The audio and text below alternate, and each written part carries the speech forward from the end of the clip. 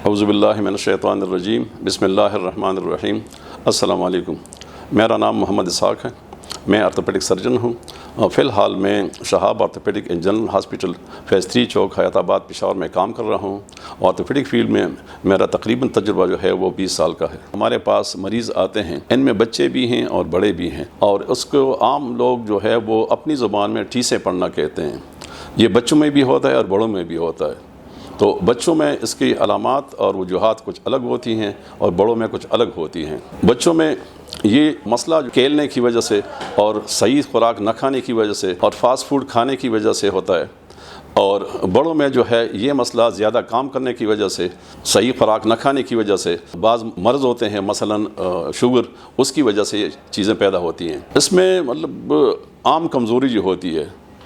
اس کی وجہ سے بھی ہوتا ہے، اور جن لوگوں کو بلڈ پریشر وغیرہ ہوتے ہیں مطلب ان کی وہ بھی کمزوری ہو جاتے ہیں، اور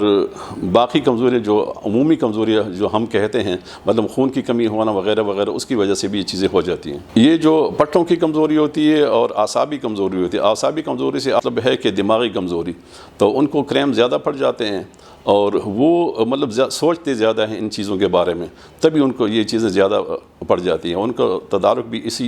ان مسائل کے حل کرنے میں ہے کہ مثلا ان کو وہ مسائل حل کر دیے جائیں تو کریمز پھر نہیں پڑتے۔ تو بچوں میں اس کا تدارک اس طرح کیا جاتا ہے کہ اگر ہم اس کو صحیح خوراک دیں اور ان کو مناسب ورزش مہیا کریں، اور یہی ورزش جو ہے وہ بڑوں کے لیے بھی چاہیے، ان کو خوراک بھی صحیح ہو، اور دونوں جو ہیں فاسٹ فوڈ سے وہ مبرہ ہونے چاہیے۔ فاسٹ فوڈ اگر استعمال بھی کرتے ہیں تو کم استعمال کریں، اور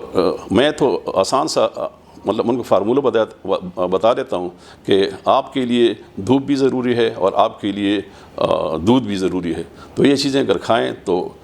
مسئلہ حل ہو جاتا ہے۔ اور بڑوں کے لیے یہ ہوتا ہے کہ پاؤں کے بل بیٹھنا، گھٹنے کے بل بیٹھنا ان کے لیے مناسب نہیں ہوتا۔ کمپیوٹر پہ بیٹھنے والے یا لیپ ٹاپ پہ بیٹھنے والے، ان کو دو طرح کے مسائل ہوتے ہیں، ایک جو ہے وہ بیک کا ہوتا ہے اور کریمپس کا ہوتا ہے، اور ایک جو ہے گردن کے مہروں کا ہوتا ہے۔ میں ہر ایک مریض کو جو میرے پاس آتا ہے میں ان سے کہتا ہوں کہ اگر آپ کا کام جو ہے، اگر آپ لیپ ٹاپ پہ کام کرتے ہیں یا کمپیوٹر پہ کام کرتے ہیں یا کمر جھکانے کا کام ہے، تو آپ کا کام جب 45 منٹس پہ پہنچ چکا ہوتا ہے یا پہنچنے والا ہے 45 منٹ پہ، تو آپ ذرا اس میں چینج لائیں، مطلب کمر کے پوزیشن میں بھی چینج لے آئیں، گردن میں بھی چینج لائیں، اور 2-3 قدم آپ اپنے آفس میں جو ہے وہ چہل قدمی کریں، تو آپ کو انشاءاللہ یہ مسائل نہیں ہوں گے۔ بڑے عمر کے لوگ ہوتے ہیں مطلب 30 یا 35 یا اس طرح، تو ان کے ہم ایکس رے کر لیتے ہیں، اور اس ایکس رے کے مطابق ہم ان کو پری گبلین میڈیسن وہ دے دیتے ہیں، میکوبلمین ہے وہ دے دیتے ہیں، اور ساتھ ہی گردن کا اور کمر کا وہ ورزش بتا دیتے ہیں،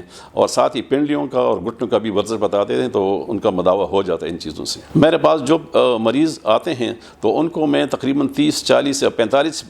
منٹ کا جو ورزش ہے وہ شام کو بھی اور صبح کو بھی وہ بتا دیتا ہوں، اور اس ورزش کی وجہ سے ان کا کافی افاقہ ہو جاتا ہے، تقریباً 50% سے زیادہ افاقہ ہو جاتا ہے۔ مطلب یہ کہ وہ بے جا دوائیاں کھانے سے وہ پھر مبرہ ہو جاتے ہیں۔